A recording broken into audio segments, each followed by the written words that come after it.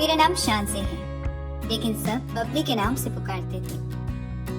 یہ ان دنوں کی بات ہے جب میں 10ویں جماعت میں پڑھتی تھی، اور ایک دن ایسا ہوا میں اسکول جا رہی تھی تو ہمارے محلے کے لڑکے نے میری طرف خط دیکھا اور وہ میں نے چپکے سے اٹھا لیا۔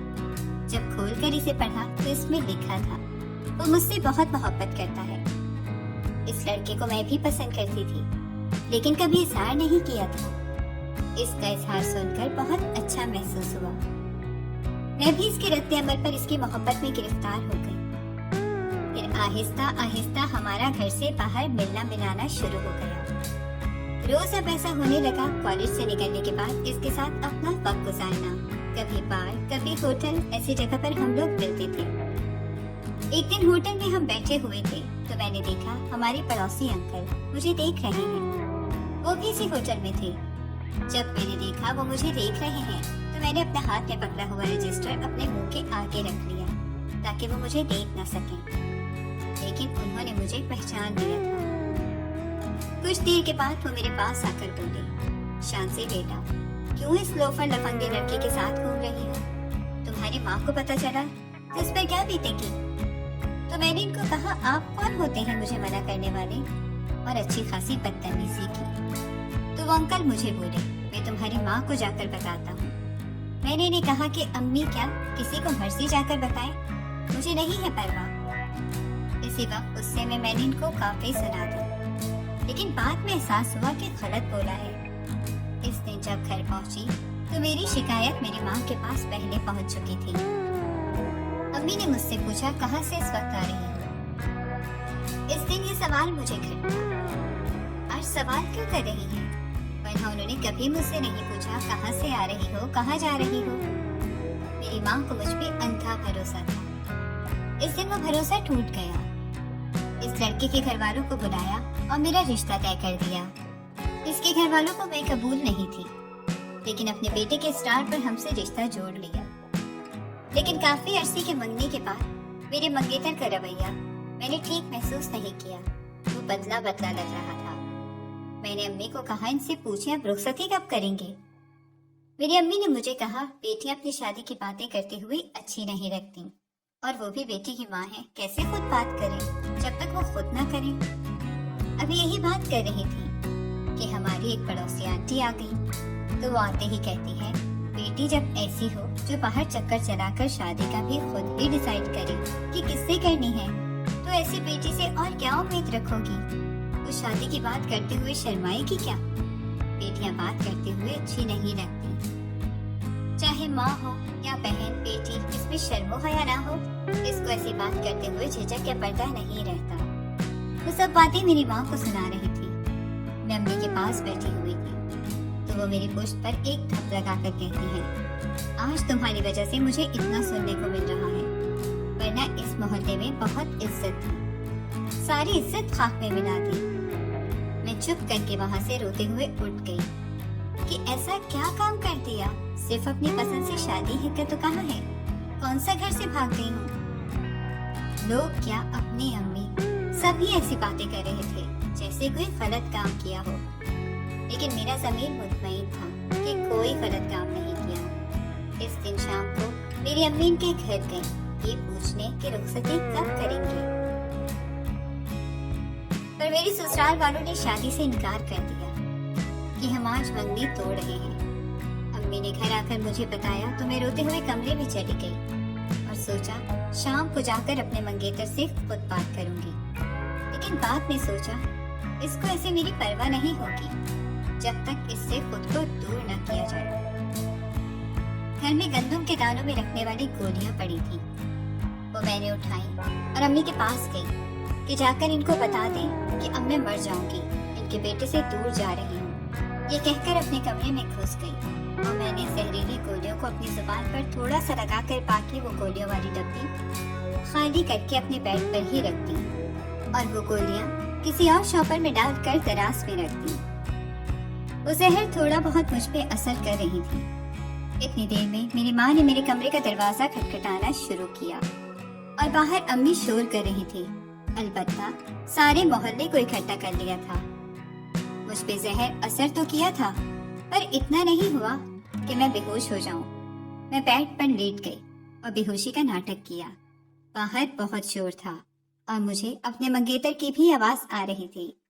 وہ میرے کمرے کے دروازے کے تالے کو توڑنے کی کوشش کر رہا تھا اور میں جب ناٹک کر کے لیٹی تو زہر میرے گلے تک پہنچ گیا تھا اور جیسے میرے گلے کے غدودوں کو زہر اپنے رنگ دکھا چکا تھا۔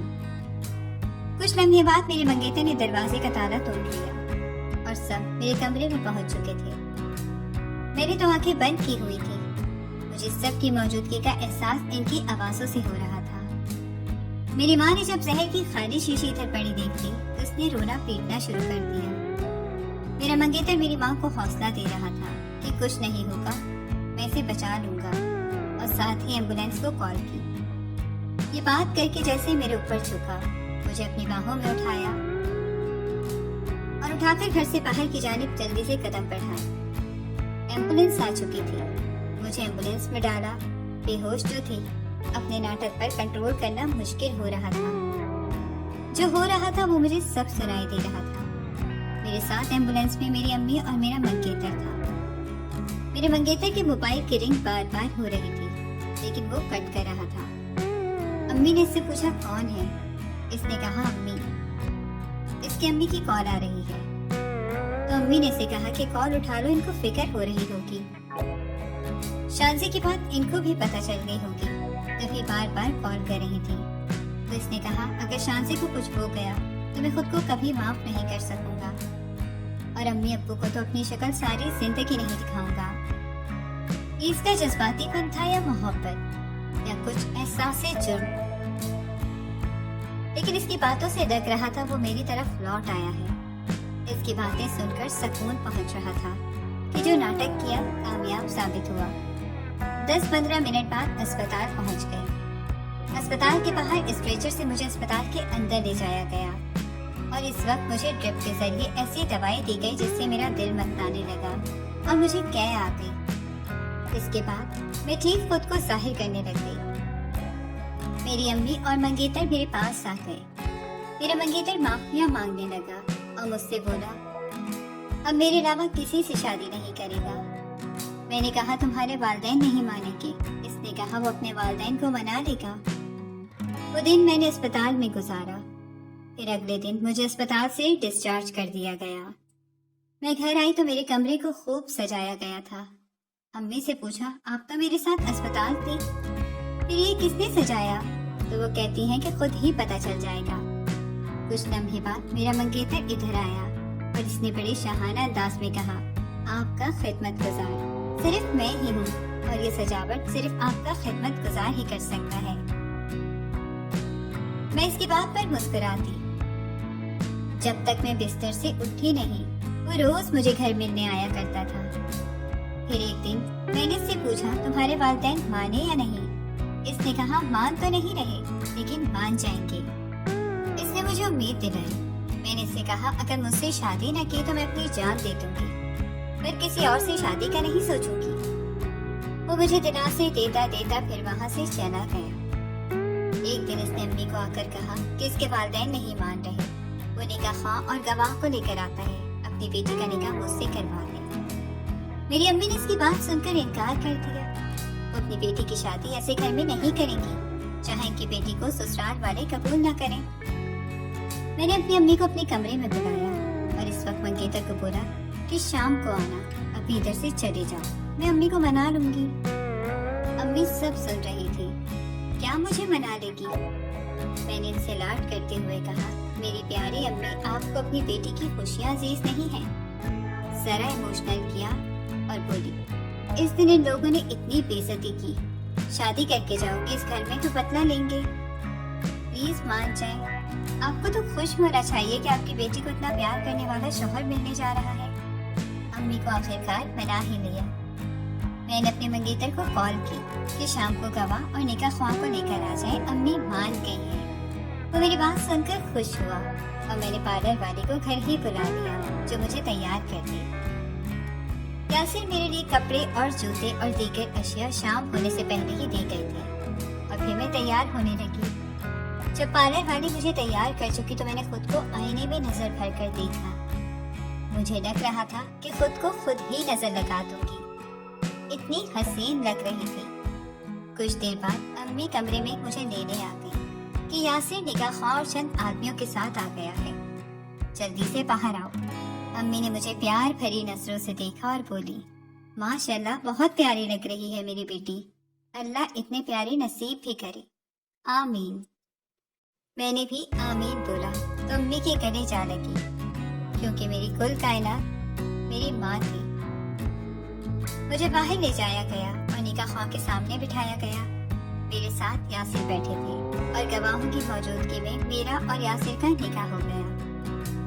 نکاح کے بعد مجھے میری امی نے بہت مبارکباد دی اور گلے لگایا، اور یاسر کو امی نے ماتھے پر بوسہ دیا اور مبارکباد دی، اور یاسر پھر سب مرد حضرات کے گلے باری باری لگ کر مبارکباد حاصل کی، اور اس نے خود ہی ٹوکرے سے مٹھائی نکال کر پلیٹ میں سب کو پیش کی۔ سب ابھی ان رسموں میں لگے ہوئے تھے، اوپر سے یاسر کے والد اور والدہ دونوں آن پہنچے، یعنی میرے سسرال والے، لیکن وہ یہ سب دیکھ کر ششدر رہ گئے تھے۔ جیسے ہی دروازے کے اندر داخل ہو کر وہ منظر دیکھنے کے بجائے شور کرنے لگے تو وہاں سے جانا مناسب لگا۔ یاسر آوازیں دیتا رہ گیا امی ابو کو کہ ان کی بات سن لیں، لیکن اس کی بات سنے بغیر وہ وہاں سے جا چکے تھے۔ جیسے ہی وہ گھر سے باہر جانے لگے میں نے آواز دی تو میری آواز پر وہیں رک گیا اور باہر جانے کے بجائے میرے پاس واپس لوٹ آیا۔ میں اس کی طرف دیکھ کر مسکرا گئی، لیکن وہ پریشان لگ رہا تھا۔ میں نے کہا فکر نہ کرو، انشاءاللہ تمہارے والدین راضی ہو جائیں گے۔ وہ میرے حوصلے سے تو مسکرا اٹھا تھا، لیکن اسے یہ نہیں پتا تھا یہ شادی تو محبت کی، لیکن ساتھ تمہارے گھر والوں سے اپنی اور امی کی بے عزتی کا بدلہ بھی لینا ہے۔ سب وہاں سے جب چلے گئے تو میری رخصتی کا وقت آیا، جس میں ہم دونوں ہی اکیلے تھے، میں اور میری امی۔ وہ منظر دیکھ کر رو دی تھی۔ باپ بھائی تو پہلے ہی نہیں تھے، جو کہ ایک عورت کا مان ہوتے ہیں، اور شادی کے بعد سسرال ہی سب کچھ ہوتا ہے، لیکن یہاں تو سسرال ہی نہیں تھا۔ ہماری خوشیوں میں تو سب کچھ وہ کیسے ہو سکتے تھے؟ انہوں نے مجھے وہ شادی کی خوشی نہیں دی جو ان کی بدولت مجھے عزت و محبت ملنی تھی۔ اب سوچ لیا تھا کہ ان کو بھی سکون سے نہیں رہنے دوں گی۔ امی نے یاسر کو کہا میری بیٹی اکلوتی ہے اور مجھے بہت پیاری ہے، ماں باپ دونوں بن کر اسے پالا ہے، اس کی خوشیوں کا خیال رکھنا۔ اور یاسر بولا آپ کو جتنی شان سے عزیز ہیں اتنی ہی رکھنے کی کوشش کروں گا۔ ایک ماں والا پیار تو نہیں دے سکتا، لیکن ایک شوہر والا فرض اور پیار دونوں دوں گا۔ میری امی نے یاسر سے پوچھا اسے کہاں لے کر جاؤ گے؟ اس نے کہا اپنے گھر لے کر جاؤں گا۔ امی نے اسے کہا کہ بھائی ابھی مت جاؤ، تمہارے گھر والے پہلے ہی غصہ ہیں، لیکن اسے پتہ نہیں کیوں جانے کی جلدی تھی۔ ہم دونوں گھر سے باہر نکلے تو یاسر کا ایک دوست کار لے کر پہنچ گیا۔ میں جو ہی کار میں بیٹھی ایک لڑکا بھاگتا ہوا آیا اور یاسر سے بولا یاسر بھائی آپ کے گھر میں آگ لگی ہوئی ہے۔ یاسر مجھے ادھر ہی چھوڑ کر گھر کی طرف بھاگا اور پتہ چلا کہ اس کے ماں باپ دونوں جل چکے ہیں، انہیں اسپتال لے جایا گیا۔ کچھ دن زندہ رہنے کے بعد وہ وفات پا گئے۔ یاسر اس دن کے بعد نیند پاگل ہو چکا تھا، اس کو کھانے پینے کی ہوش نہیں تھی، باقی کاموں میں بھی کوئی ہوش نہیں تھا۔ اب میں اسے دیکھ دیکھ کر رو دیتی، سوچتی ہوں کاش میں شادی نہ کرتی تو شاید اس کے ماں باپ زندہ ہوتے۔ یہ احساس جرم مجھے اب مشکل سے جینے دے رہا ہے۔ شادی کرنے میں ماں باپ کا راضی ہونا ضروری ہوتا ہے، ورنہ ضمیر زندہ ہو تو سکون نہیں آتا۔